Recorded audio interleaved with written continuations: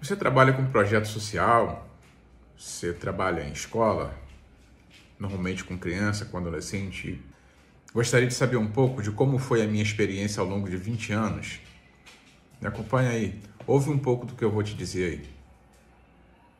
Eu acho que, assim, hoje mais do que nunca eu digo que eu sou um cara privilegiado, porque a minha prática, ela, graças a Deus, ela pôde ajudar muita gente, né? Ela pôde contribuir para a história de vida de muita gente. Eu sou muito grato a Deus por isso. Por mais que eu carregue as dores de não ter feito o mesmo, ou talvez não ter feito mais pelos meus filhos, mas é isso, né? Eu fiz uma escolha, enfim. E eu acabei saindo, né? Há 6 anos atrás, aproximadamente, 6, 7 anos, eu parei um pouco com o trabalho social. Passei por um processo de adoecimento, com perda na família. Isso me levou a um adoecimento, assim, comecei a entrar em depressão. Precisei de ajuda para sair desse processo e realmente precisei olhar para mim. Foram 20 anos muito dedicado a cuidar do outro.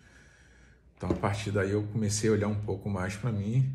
Pensei que eu não voltaria mais a fazer o trabalho social, mas acho que de um ano para cá isso vem renascendo em mim, esse desejo de fazer o trabalho. E a minha ideia é que no próximo ano, no ano de 2025, eu dê uma retomada nessa parte. Eu acabei entrando, tive uma entrada na área de cinema, né, através da série Arcanjo Renegado. E me acidentei, então eu fui cortado de uma outra série. E isso fez com que eu estudasse sobre o cinema. Então eu fui estudar roteiro de cinema, fui entender como é que se fazia um roteiro, até para fazer um roteiro sobre o meu filme, sobre a minha história de vida. Terminei um outro curso agora, recentemente. Hoje eu já tenho um argumento falando do meu filme.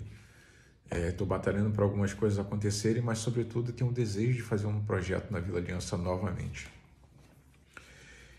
E aí tem uma coisa que eu venho fazendo, né, que é buscar um pouco, retomar a questão da busca pelo conhecimento, que é um conhecimento que eu vou compartilhar ao longo desses 20 anos de trajetória, de experiência na área social, e é falar um pouco do comportamento da criança, né?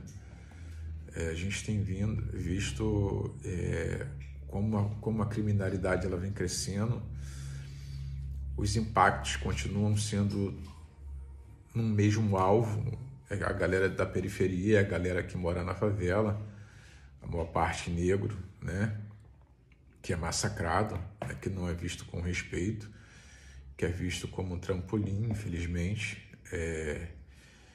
E a ideia é sempre continuar trabalhando para alimentar, né, despertar o senso crítico de uma galera. E a ideia do trabalho, mais uma vez, não vai ser só de ocupação de tempo. Esse tempo, na realidade, vai ser investido para que a criança e o adolescente, a partir disso, ele tenha mais perspectivas, vai ser investido para que ele entenda a necessidade de ampliar os seus conhecimentos e se desperte criticamente sobre as questões do dia a dia, da sociedade de uma forma geral, as questões políticas, mas também nesse trabalho social criar possibilidade de inserir uma galera no mercado de trabalho, desenvolvendo arte, cultura, né? Então eu começo a falar, agora assim, vou começar a falar um pouco mais, vou explanar um pouco mais, vou trocar ideia com a galera, eu vou trazer algumas questões. Então, se alguém tiver alguma pergunta relacionada a essa questão do trabalho social, daquilo que eu vivi ao longo de 20 anos, assim, vai poder ficar bem tranquilo para me perguntar, para me fazer perguntas, assim, na medida do possível, vou procurar atender as expectativas.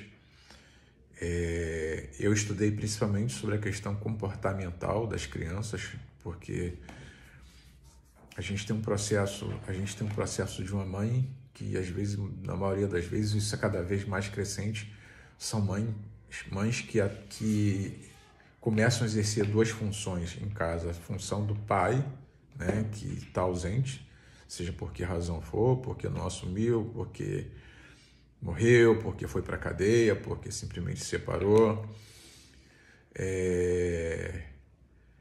E a questão mesmo das pessoas que têm que trabalhar pra caramba e acabam não conseguindo estar atento a algumas situações que basicamente começam a se desenvolver dentro dos lares, né? Que a gente chama de arranjos familiares. E aí, gostou? Tem curiosidade? Gostaria de saber um pouco mais? Dá um alô aí, me responde. Diz aí para eu trazer novas ideias sobre o que a gente pode fazer no atendimento à criança, adolescente e à família.